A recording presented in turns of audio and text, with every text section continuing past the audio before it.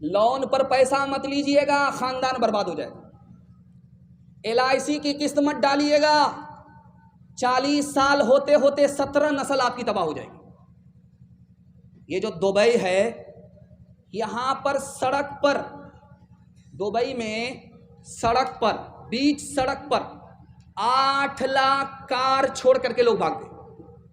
8 lakh car, एक car नहीं, 1000 car नहीं, 1 लाख नहीं, 8 लाख कार दुबई में लोग सड़क पर छोड़ करके भाग गए। क्यों? किस्तें डालने के लिए पैसा नहीं था और कंपनी खून चूस रही थी। सोचा कि जान है तो जहान है, कार छोड़ करके ही भाग गए। आपका तो बिहार है, हर तरफ से कंगाल है। हम लोग को सैलाब अलग तबाह करता है, तूफान अलग बर्बाद करता है। आप जाइए जहां पैसा छपता है, बेंगलोर, 1 महीने में 3 लाख लोग भाग गए। किराया का मकान छोड़ करके भाग गए। LIC पर पैसा डाला था, लोन पर पैसा उठाया था, वो लोग दूहते रहे धेनु गाय की तरह, और यहां दूध खत्म हो गया, खून निकलने लगा। अब सोचा कि खून के आंसू क्या रोएंगे। 1 महीने में 3 लाख लोग लोन की वजह से, सूद की वजह से बेंगलोर जैसे शहर को छोड़ करके भाग गए। आप बैंक में जब जाइएगा तो वहां बोर्ड पर लिखा हुआ रहता है 48 महीना सिंगल जमा कीजिए, डबल देंगे। तो दाढ़ी टोपी रख करके झोला में पैसा लेकर के जा रहे हैं, कुछ करना धरना ना पड़े, चट मंगनी पडबिया। गए, बोरा में पैसा लेकर के गए, 10 लाख रुपया जमा करते रहे 48 महीने। सोचा कि झोले में पैसा जमा किया है, बोरे में पैसा लेकर के आए। जब 48 महीने पूरे हो गए तो अब गए मोच पर ताव दे करके पैसा लेने के लिए। तो देखा कि मैनेजर भी गायब, ऑफिस भी गायब, पतलून के चक्कर में लंगोटी भी चली गई, डबल के चक्कर में सिंगल से भी हाथ धो बैठे। हाथ उठाइए, वादा कीजिए, लूट करके लाएंगे, कूट करके खाएंगे, हाथ उठाइए इंशाल्लाह। खैर माशाल्लाह, ये लोग पटना जाने वाले नहीं है, सीधा रांची जाएंगे। ये दुनिया दो रंगी है, ये दुनिया दो रंगी है, ये दुनिया दो रंगी है, ये दुनिया दो रंगी है। एक तरफ अंधी दौलत की पागल ऐश परस्ती, एक तरफ जिस्मों की कीमत रोटी से भी सस्ती। एक तरफ है सोना गाछी, एक तरफ है सोना गाछी, एक तरफ चौरंगी है। ये दुनिया दो रंगी है, ये दुनिया दो रंगी है। हाथ उठाइए, वादा कीजिए इंशाअल्लाह हलाल कमाएंगे, हिसाब से खर्च करेंगे। हाथ उठाइए इंशाअल्लाह। दूसरे को देख कर दिखा करके वलीमा करेंगे। हाथ उठाइए इंशाअल्लाह। खैर माशाअल्लाह। डिस्क ब्रेक मारने वाले इस मजमा में ज़्यादा लोग हो गए। मैं जिस बेदारी के लिए गल्ला फाड़ रहा था, माशाअल्लाह मजमा उतना बेदार हो चुका है। शराब के हवाले से पैगाम है, सुनने के लिए तैयार हैं? हाथ उठाइए इंशाअल्लाह। मुहर्रम में मगर अमल नहीं करेंगे, हाथ उठाइए इंशाअल्लाह। मुहर्रम में अमल नहीं करेंगे। ध्यान से सुनिएगा, तेजी के साथ निकल जाएगा। 1956 ईस्वी की रिपोर्ट है। फ्रांस ने बताया मुहर्रम में जो जवान दारू पीता है, जनवरी के जश्न में जो जवान दारू पीता है, दारू पीने की वजह से पहले बीमार पड़ता है, फिर बाद में उसको कैंसर लगने की वजह से मर जाता है। 1 साल में 2000 जवान दारू से बीमार होकर के मर जाते हैं। 1977 ईस्वी की रिपोर्ट है अमेरिका की। 3,87,00,000 लोग 1 साल में बीमार होते हैं। बुखार की वजह से कम बीमार पड़ते हैं, करोड़ों लोग दारू पीने की वजह से बीमार पड़ते हैं। 80% जवान दारू पीने के बाद मैदान हारता है और जब होश आता है तो खुदकुशी कर लेता है, ट्रेन की पटरी से कट करके मर जाता है, फांसी के फंदे से लटक जाता है। और पागल होने वाले जवान की तादाद दारू पीने की वजह से 75% है। दारू से पहले माला माल था, दारू पीने के बाद कंगाल हो गया 79% जवान। जेल गया नहीं था, दारू पीने की नतीजे में चोरी किया, चमारी किया, जेल गया। 74% जवान दारू पीने की वजह से जेल जाता है। एक मिसाल आपके सामने रखने के लिए जा रहा हूं। ये मार्केट है, यहां पर मुर्गी का गोश्त खरीदने के लिए लोग आते। आप जुमेरात के दिन और इतवार के दिन इसी मीरगंज में आइए, मुर्गी का गोश्त खरीदिए, सिर्फ 2 बोटी, 2 बोटी खरीद करके ले जाइए। ये पानी की बोतल है, पकड़ाइए हाथ में, ये पानी की बोतल है। जो गोश्त की बोटी आपने मीरगंज में खरीदा, पानी की एक बोतल में उस बोटी को डाल दीजिए, 3 दिन के लिए छोड़ दीजिए। और शराब की एक बोतल खरीद करके लीजिए, और दूसरी बोटी जो गोश्त की है, गोश्त का जो टुकड़ा है, वो शराब की बोतल में डालिए और 3 दिन के लिए छोड़ दीजिए। 3 दिन के बाद आप देखिएगा, जिस गोश्त के टुकड़े को आपने पानी की बोतल में डाला उसका रंग नहीं बदलेगा, जैसा कल था वैसा आज रहेगा। लेकिन जिस गोश्त के टुकड़े को आपने शराब की बोतल में डाला है, उसको 3 दिन के बाद देखिए, उसका रंग ऐसा बदलेगा जैसे चर्बी का रंग होता है। जब आदमी गिलास शराब पीता है तो दिल के ऊपर चर्बी चढ़ जाती है, सांस रुक जाती है। रुकने के नतीजे में जवान का फेफड़ा काम नहीं करता, सिंगल फेफड़े पर आ जाता है, और शराब पीने के नतीजे में यही जवान दुनिया छोड़ करके चला जाता है। आपके घर में कच्चा अंडा होगा, अब ये जाड़े का मौसम आया है, लोग अंडा उबाल करके खाते हैं। जाड़े का मौसम आ गया, लोग सुबह सवेरे अंडा उबाल करके खाते हैं। कच्चा अंडा तोड़ करके आप शराब के गिलास में डालिए, वो ऐसे पक जाएगा जैसे आग पर अंडा पकता है। कल तजर्बा करके देख लीजिए, शराब के गिलास में आप कच्चा अंडा तोड़ करके डालिए, वो ऐसे टाइट हो जाएगा जैसे चूल्हे पर उबला हुआ अंडा। इससे अंदाजा कीजिए कि शराब के अंदर कितनी आग है। कच्चा अंडा जाता है, पक जाता है, जब गिलास की गिलास शराब अंदर जाएगी तो अथड़ी का क्या हाल होगा। अगर शराब से बचना चाहते हैं तो एक काम है, सिर्फ एक काम करेंगे, हाथ उठाइए इंशाअल्लाह। डरना नहीं है, 7 खून माफ है। एक काम आपको करना है, अगर शराब से बचना है, शराब को अपना दुश्मन समझिए, उसी दिन आपकी शराब छूट जाए। पादरी साहब ने लोगों से कहा, अगर शराब छोड़ना चाहते हो तो शराब को दुश्मन समझो। तो मुरीद खड़ा होकर के बोला, हुजूर कल ही तो आपने कहा था दुश्मन से मोहब्बत करो, आज कह रहे हैं कि दुश्मन से नफरत करो। तो पादरी ने कहा, यार मोहब्बत करने के लिए मैंने कहा है, लेकिन मोहब्बत में निगलने के लिए नहीं कहा है। हाथ उठाइए, वादा कीजिए शराब से खुद भी बचेंगे और अपने पूरे समाज को बचाएंगे। हाथ उठाइए इंशाअल्लाह।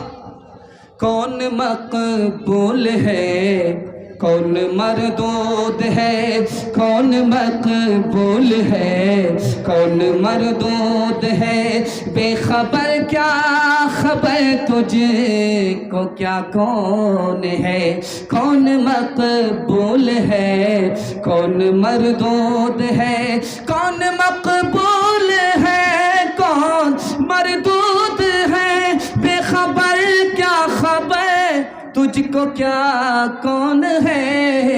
जब तुलेंगे अमल सबके मीज़ान पे, जब तुलेंगे अमल सबके मीज़ान पे, तब खुलेगा कि खोटा खरा कौन है, कौन मकबूल है, कौन मरदूद है। सिर्फ 2 पैगाम बाकी रह गए। मजमा अपनी जगह पर सलामत है, लोगों को सर्रा बागा लग गया है बैठते बैठते, तो वो अपना सर्रा बागा छुड़ाने के लिए खड़े हुए। लेकिन माशाअल्लाह जलसा देखने वाले आए, देख करके चले गए, जलसा सुनने वाले बैठे हैं। मैं तो लोकल मुकर्रिर हूँ, कल भी आपको सुना दूंगा, लेकिन जिसका टाइम नहीं मिलता है, मुश्किल से टाइम मिलता है, और आप लोग खुशनसीब थे, आपका उनका टाइम मिल गया। मौलाना अब्दुल्ला सालिम कमर साहब चतुर्वेदी, वो बाकी हैं। अगर उनका बयान सुने बगैर आप चले गए तो आपका जलसा बासी हो जाएगा, बाहर के लिए लोगों के लिए नहीं रहेगा। हाथ उठाइए, वादा कीजिए, जब तक वो आ ना जाए, उनका बयान हो ना जाए, हम लोग यहाँ से नहीं जाएंगे। हाथ उठाइए, इंशाअल्लाह। इंशाअल्लाह सिर्फ 2 पैगाम आपकी खिदमत पर रखने के लिए जा रहा हूँ। 5 मिनट में मेरे हिस्से का जलसा मुकम्मल हो जाएगा। माँ बाप के हवाले से और पर्दे के हवाले से आपकी खिदमत पर रखने के लिए जा रहा हूँ। ध्यान से सुनिएगा, तेजी के साथ निकल जाए।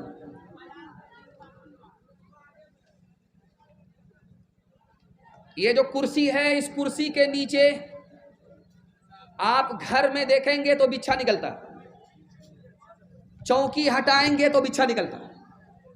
उस बिच्छे को जो भी देखता है जूता चप्पल से मारता है। गुलसिता में इसका राज लिखा है। उस बिच्छू ने काटा नहीं है, फिर भी बच्चा भी उसको जूते से मारता है, बूढ़ा भी जूते से मारता है। जानते हैं क्यों? जब वो बिच्छू अपनी माँ के पेट में था, उसकी माँ ने उसको संभाले रखा। जब वो बड़ा हो गया तो अपनी माँ के पेट को फाड़ करके वो बाहर निकल गया। माँ के ऊपर उसने जुल्म किया। बचपन में जिस माँ ने उसको संभाला उस पर उसने सितम किया। उसका नतीजा ये है कि उसको कोई भी देखता है जूते से खबर लेता है। 3 तरह के बेटे होते हैं। एक बेटे का नाम है पूत, दूसरे बेटे का नाम है सपूत, तीसरे बेटे का नाम है कपूत। कबूलियत की घड़ी है, इसको ध्यान से सुनिएगा। अल्लाह से दुआ करता हूं अल्लाह आपको होनहार बेटा अता फरमाए। एक बेटा है जो पूत है, माँ बाप ने दौलत बनाया, उसको बचा करके रखा, बढ़ा नहीं सका, ये बेटा पूत है। दूसरा बेटा सपूत है, माँ बाप ने जो दौलत बनाई उसको बचाया भी और उसको बढ़ाया भी, ये सबसे होनहार बेटा है। मैं दुआ करता हूं ऐसा होनहार बेटा सबको अल्लाह अता फरमाए। तीसरा बेटा है जिसका नाम है कपूत। कपूत कौन बेटा है? कबूलियत की घड़ी में पनाह मांगिए, ये नालायक बेटा है। माँ बाप की दौलत तो बचा नहीं सका, माँ बाप की दौलत को बढ़ा नहीं सका, माँ बाप की दौलत को दारू में, जुआ में, शराब में बर्बाद कर बैठा। कबूलियत की घड़ी है, दुआ करता हूं अल्लाह ऐसे नालायक बेटे से आपकी हिफाजत फरमाए। माँ बाप मोहब्बत से अपने बच्चे को पालते हैं, लेकिन जब बच्चा जवान होता है तो माँ को भी डांटता है, बाप को भी डांटता है, बाप को भी धक्का मारता है, माँ को भी धक्का मारता है। बड़े प्यार से पाला पोसा, लेकिन जवान हुआ माँ बाप के साथ सख्ती करता है। जानते हैं क्यों? अपने बचपन को भूल गया। कितनी मोहब्बत से बाप ने पाला, अपनी जवानी खुला दी। कितनी मोहब्बत से माँ ने पाला, कच्चे में सो गई, सूखे में सुलाया। अपने बचपन को भूल गया है, इसलिए माँ बाप के साथ सख्ती कर रहा है। एक मिसाल पर पैगाम खत्म कर रहा हूं, सुनने के लिए आप लोग तैयार हैं? हाथ उठाइए इंशाअल्लाह। बिल्कुल तैयार माशाअल्लाह। बहन से ज्यादा साली पर मेहरबान होंगे, हाथ उठाइए इंशाअल्लाह। ध्यान से सुनिएगा, चाहे रंगपुरा हो चाहे मिर्गज हो, जिस लड़की की शादी होती है वो जब ससुराल जाती है तो पहली मर्तबा जल्दी आ जाती है। चाहे 1 दिन में आ जाए, चाहे 2 दिन में आ जाए, चाहे 3 दिन में आ जाए, चाहे ये डकेता हो, चाहे ये मीरगंज हो, चाहे ये जनमुरीद जो बैठा हुआ है बड़हाड़ा कोठी का ये हो, चाहे मीरगंज के लोग हों, कहीं के लोग हैं। रिवाज ये है कि लड़की की शादी हुई, मैं कैसे ससुराल गई, 1 दिन में आ गई, 2 दिन में आ गई, 3 दिन में आ गई। लेकिन अब होता क्या है ये सुन करके आपको हैरत होगी। जब पहली मर्तबा लड़की आती है ससुराल से मैके, मोहल्ले की सारी औरत घेर लेती है। सवाल जवाब होता है, बेटी ससुराल से आ रही, ससुराल कैसी थी? तो लड़की कहती सुभान अल्लाह। दूसरा सवाल होता है कि ससुर कैसे थे? तो लड़की कहती माशाअल्लाह। तीसरा सवाल होता है कि शौहर कैसे थे? तो लड़की कहती अल्हम्दुलिल्लाह। अब एक औरत कहती है सब फालतू सवाल है, असल सवाल का जवाब दो, तुम्हारी सास कैसी थी? तो कहती अस्तगफिरुल्लाह, ला हौला वला कुव्वता इल्ला बिल्लाह, जल्ले तू जलाल तू उस बला को टाल। माँ को समझ में आ गया मेरी बेटी को सब पसंद है, सास पसंद नहीं है। तो माँ ने कहा बेटी तुम्हारे जवाब से मुझको दुख हुआ, ये बताओ पहली मर्तबा जो ससुराल गई थी कौन लेकर के गई? कहा सास आई थी। 100 लड़की में हमको पसंद किया, 99 को छांटा और मुझको अपने बेटे की बहू बना करके मैं कैसे ससुराल ले आई। अब माँ ने मौके का चौका मारा कि बेटी ये सास का ही एहसान है, इतनी अच्छी ससुराल मिल गई। ये सास का ही एहसान है, इतने अच्छे शौहर मिल गए। ये सास का ही एहसान है, इतनी अच्छी ससुराल मिल गई। बेटी सास बला और मुसीबत नहीं होती, कभी माँ होती है, कभी माँ से बढ़कर होती है। हाथ उठाइए, वादा कीजिए बेटी की तरफदारी में दामाद सीधा जेल जाएगा। हाथ उठा दीजिए, इंशाल्लाह 2-4 आदमी बिल्कुल सही जा रहा है। मात पिता की चाह को बेटा जो ठुकराए, मात पिता की चाह को बेटा जो ठुकराए, समझो उस परिवार का, समझो उस परिवार का सब कुछ गंवा पिलाए, सब कुछ गंवा पिलाए। सास को जब कोई बहू पग पग दे इल्जाम, सास को जब कोई बहू पग पग दे इल्जाम, उस घर से बरकत गई, उस घर से बरकत गई, नरक हो गया था, नरक हो गया था। आखिरी पैगाम ज़हमत तमाम आपकी खिदमत में पर्दे के हवाले से पैगाम है, सुनने के लिए तैयार हैं? जोश के साथ हाथ उठाइए इंशाअल्लाह। बड़ा खूबसूरत जलसा तेजी के साथ निकल गया, अल्लाह जज़ाए खैर दे। जलसा इतना खूबसूरत है, आपकी चमकती भी इतनी पेशानी है। दिल से दुआ करता हूँ अल्लाह आपकी जवान बेटी के लिए गैब से मुनासिब जोड़े का इंतजाम फरमाए। एक किताब है, उसका नाम है महाभारत। उस किताब में लिखा है जब बाप जवान हो, बेटी जवान हो, तो तन्हाई में ना बैठे। अपना सगा बाप अगर जवान है, अपनी सगी बेटी अगर जवान है, महाभारत में लिखा हुआ है अपनी जवान बेटी के साथ जवान बाप तन्हाई में ना बैठे, क्या पता बीवी समझकर बेटी ही से जिना कर ले। महाभारत में लिखा हुआ है। एक किताब है, उसका नाम है बरहमा पुराण, विष्णु पुराण। उसमें है कि जमाना इतना बुरा आ रहा है, इतना बुरा आ रहा है, जो औरत घूंघट डाल करके रहती थी वो घूंघट हटा करके मर्दों के सामने बाल को संवारेगी, क्रीम लगाएगी, शर्मो हया का कोई पासो लिहाज नहीं होगा, अपने हुस्न को बेचेगी, गरीब शौहर को लात मार देगी, 7 साल 8 साल की लड़की माँ बन जाएगी, 8 और 10 साल का लड़का बाप बन जाएगा। इतना आवारा दौर आ रहा। एक आखिरी नमूना आपकी खिदमत में रखने के लिए जा रहा हूं। रामायण किताब है, उस किताब में देवर और भाभी का तस्करा है। रामायण में देवर कौन है? लक्ष्मण जी। भाभी कौन है? सीता जी। उस किताब में लिखा हुआ है जब 14 साल का वनवास पूरा हो गया तो घर लौटी भाभी भी, सीता जी, घर लौटी देवर भी, लक्ष्मण जी। अब लोगों ने स्वागत किया, फूल का माला लेकर के लक्ष्मण जी से कहा वो आपकी भाभी जो अपनी आबरू बचा करके आई, रावण से अपनी आबरू बचा करके आई, उसका स्वागत आप कीजिए। ये माला है, जा करके भाभी के गले में डाल करके आइए। लक्ष्मण जी से कहा जा रहा है, देवर से कहा जा रहा है आपकी भाभी 14 साल वनवास पूरा करके आ रही है, ये माला लेकर के अपनी भाभी का स्वागत करके आइए। वो भाभी आपकी बैठी हुई है, वहां जाइए और अपने हाथ से स्वागत करके आइए, माला पहना करके आइए। अब लक्ष्मण जी ने रामायण में लिखा है कि माला पकड़ लिया, 2-4 कदम बढ़ा करके खड़े हो गए, ताक झांक करने लगे। तो लोगों ने कहा क्या हुआ? कहा मेरी भाभी के साथ 4-5 औरत और भी बैठी हुई है। अब 4-5 औरत में मेरी भाभी कौन है मुझे पता ही नहीं। कहा अल्लाह अल्लाह, 14 साल भाभी के साथ रहे हो, भाभी का चेहरा नहीं देखा? कहा वो तो घूंघट डाल करके रहती थी, चेहरा कहाँ नजर आया? चलते हुए सिर्फ मैंने पांव देखा है, चेहरा आज तक नहीं देखा है। शादी के बाद 4 महीने में बच्चा हो गया। अभी शादी को सिर्फ 4 महीने हुए, बच्चा हो गया। तो बीवी ने शौहर से कहा इसका क्या नाम रखें? कहा इसका नाम तेज रफ्तार रख दो। 9 महीने का सफर 4 ही महीना में तय कर लिया। कहाँ गई वो सीता मैया और कहाँ है अब मरियम?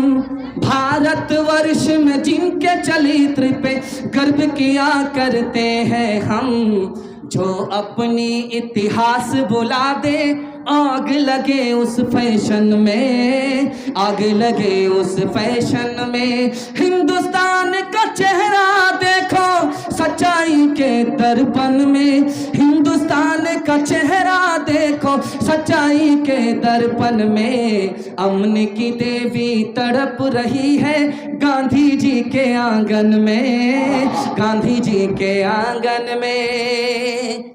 ये जो जलसा हो रहा है, जिस मदरसे के बैनर तले हो रहा है, वही पैगाम में भूल गया था। आपकी शक्ल देख करके मुझे याद आ गया। अगर इजाज़त दीजिए तो मैं सुना देता हूँ, सिर्फ 3 मिनट लगेगा। इजाज़त है? हाथ उठाइए। इंशाअल्लाह। डॉक्टर को फीस नगद देंगे और मदरसे के उस्ताद को तनख्वाह उधार। हाथ उठाइए। इंशाअल्लाह।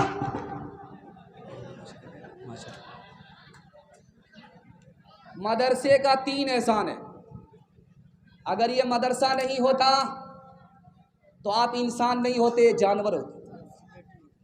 अगर ये मदरसा नहीं होता, दूसरा एहसान, आपके बच्चे को बाप नहीं मिलता, माँ मिलती, बाप नहीं मिलता। ये मदरसा ही है कि निकाह पढ़ाता है, बच्चे को माँ भी मिल जाती है, बाप भी मिल जाता। अगर ये मदरसा नहीं होता, निकाह होता ही नहीं, माँ तो मिलती, बाप किसका है, इसका बाप कौन है पता नहीं चलता। दूसरा एहसान, मदरसे का तीसरा एहसान, अगर ये मदरसा नहीं होता तो गरीब के बच्चे को फ्री में तालीम नहीं मिलती। मैं आपके सामने माइक लेकर के बैठा हुआ हूँ, आप पूछिएगा तुम्हारा कितना पैसा खर्च हुआ, मैं बोलूँगा कि गिनती के पैसे मेरे खर्च हुए। असल तो कौम का चंदा था, मदरसे का एहसान था। गरीब का बच्चा पढ़ लिख करके आपको बयान सुना रहा है। अगर ये मदरसा नहीं होता तो गरीब के बच्चे को फ्री में तालीम नहीं मिलती। मदरसा 3 तरह से चलेगा, आपको चलाना है। मदरसे में भेज करके बच्चे को पढ़ाएंगे। हाथ उठाइए। इंशाअल्लाह। मदरसे के लोगों की दाढ़ी नहीं नोचेंगे, टोपी नहीं उतारेंगे, ताज़ीम करेंगे। हाथ उठाइए। इंशाअल्लाह। और मदरसे को ताउन की ज़रूरत पड़ी तो हम अपनी जेब से, अपने ख़जाने से मदरसे को ताउन करेंगे। हाथ उठाइए। इंशाअल्लाह। जो बेवकूफ़ होगा मदरसे में जाएगा, अक्लमंद स्कूल जाएगा। हाथ उठाइए। इंशाअल्लाह।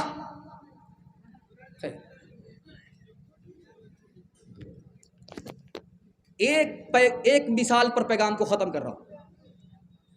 अगर आप मदरसे से भागेंगे, मदरसे के लोगों से भागेंगे, मस्जिद से भागेंगे, तो हदीस कहती है आपकी रोज़ी में बरकत नहीं होगी, आपके ऊपर दुश्मन मुसल्लत होगा, और जब दुनिया से जाएंगे तो अल्लाह ईमान से महरूम कर देगा।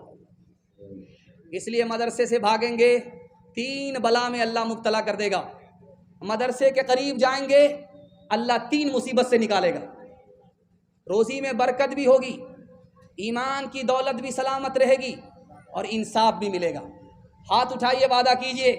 इंशाअल्लाह मदरसे से भागेंगे नहीं, मदरसे से दुश्मनी नहीं करेंगे, मदरसे से करीब आएंगे। हाथ उठाइए। इंशाअल्लाह। हुक्का का बहाना, दिल का धुआं निकाल रहा था बूढ़ा, बीड़ी पी रहा था। 2 बूढ़े बीड़ी पी रहे थे। एक बच्चा मदरसे से पढ़ करके निकल रहा था, मदरसे से पढ़ करके निकल रहा था बच्चा।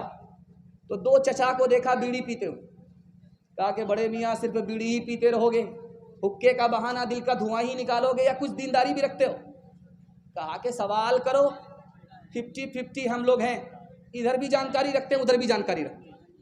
तो मकतब का बच्चा, मदरसे का बच्चा, 55 के बूढ़े से पूछा वजू में कितना फ़र्ज है?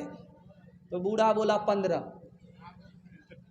दूसरा बूढ़ा कौन ही मारा तो बोलता है 10। फिर कौन ही मारा, अरे अल्लाह का बंदा 3 बोल दो। तो वो बूढ़ा कहता है कि ये तेरा बाप 10 तो मान नहीं रहा है, 15 मान नहीं रहा है, 3 कहाँ से मानेगा। हर दम बरस रहे हैं अनवार मदरसों में, आकर तो कोई देखे एक बार मदरसों में, गुफ्तार मदरसों में, किरदार मदरसों में, दिन भर तिलावतें हैं,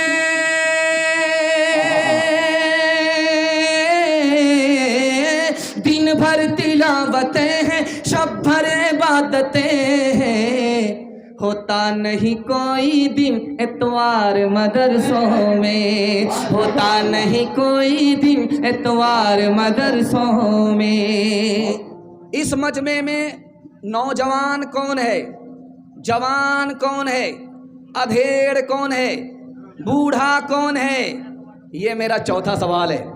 अपने मरहूम को कैसे याद करेंगे, उसके कितने तरीके हैं, यह आखिरी सवाल है। एक बहरा बीमार के पास गया, 3 सवाल किए। वो 3 सवाल क्या है, आखिरी सवाल है, सुनने के लिए तैयार हैं? हाथ उठा दीजिए इंशाअल्लाह। जवानी में सोएंगे, बुढ़ापे में जागेंगे, हाथ उठाइए इंशाअल्लाह।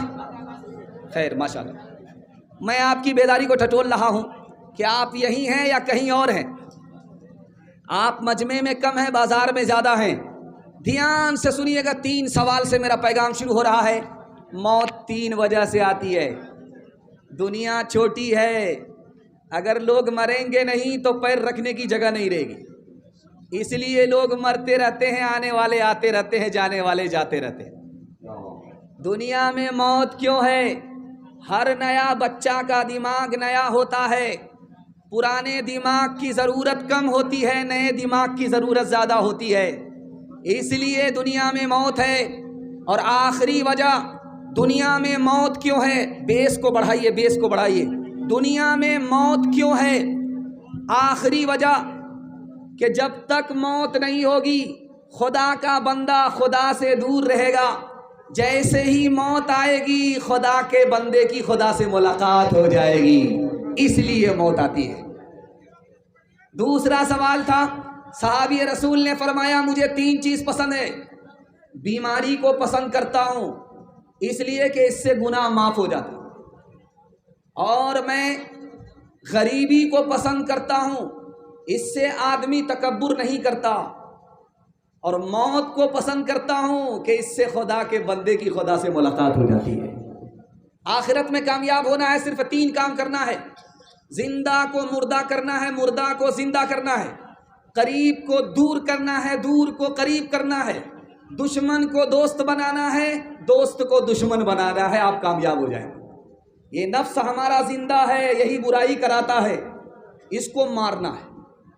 हमारा दिल मुर्दा हो चुका है, उसको जिंदा करना है, और जो दुनिया करीब है उसको दूर करना है, जो आखिरत करीब है उसको करीब करना है, जो आखिरत दूर है उसको करीब करना है। हमने खुदा को दुश्मन बना रखा है, खुदा को दोस्त बनाना पड़ेगा। हमने शैतान को दोस्त बना रखा है, उसको दुश्मन बनाना होगा, अल्लाह कामयाब कर देगा। इस मजमे में जिसकी उम्र 30 साल है वो नौजवान है, और जिसकी उम्र इस मजमे में 40 साल है वो नौजवान नहीं है, जवान है। और इस मजमे में जिसकी उम्र 50 साल है वो अधेड़ है, नौजवान भी नहीं रहा, जवान भी नहीं रहा, अधेड़ हो गया। और जैसे ही 50 पर 1 साल का इजाफा हुआ, अब नौजवान भी नहीं रहा, जवान भी नहीं रहा, अधेड़ भी नहीं रहा, बूढ़ा हो गया। दुनिया की उम्र इतनी छोटी है। अपने मरहूम को कैसे याद करेंगे? दुआ कीजिए, अल्लाह आपके मरहूम की मग़फ़िरत फरमाएगा। सदका खैरात कीजिए, अल्लाह आपके मरहूम की मग़फ़िरत फरमा देगा। पैसा वाले हैं उनकी तरफ से हज कीजिए, अल्लाह मग़फ़िरत फरमा देगा। नमाज पढ़ने के लिए आते हैं, नफिल नमाज अपने मरहूम के लिए पढ़ लीजिए, कुरान की तिलावत कर दीजिए, इधर आप सवाब पहुंचाएंगे और उसके यहाँ पहुंच जाएगा। आपने अपने मरहूम को याद किया, कल आपका इंतकाल होगा, आपकी औलाद आपको याद करेगी। बहरा आदमी बीमार के पास गया खैरियत लेने के लिए। तो पहला सवाल पूछा, क्या हाल है? तो बीमार ने कहा मर रहा हूं। कहा सुभान अल्लाह, बहुत अच्छा। दूसरा सवाल पूछा, क्या खा रहे हो? कहा जहर खा रहा हूं। कहा बहुत अच्छी दवाई है, खाते रहो। तीसरा सवाल बहरा पूछा कि किस डॉक्टर से इलाज हो रहा है? कहा मलकुल मौत से। कहा बहुत अच्छा डॉक्टर है, पूरा इलाज करके ही छोड़ेगा। ओ गाफिल इंसान इंसान, ओ गाफिल इंसान, ओ गाफिल इंसान इंसान, ओ गाफिल इंसान। आँखों से तूने अपनी कितने जनाजे देखे, हाथों से तूने अपने दफनाए कितने मुर्दे। अंजाम से तू अपने, अंजाम से तू अपने क्यों इतना बेखबर है? ओ गाफिल इंसान इंसान, ओ गाफिल इंसान, ओ गाफिल इंसान इंसान, ओ गाफिल इंसान।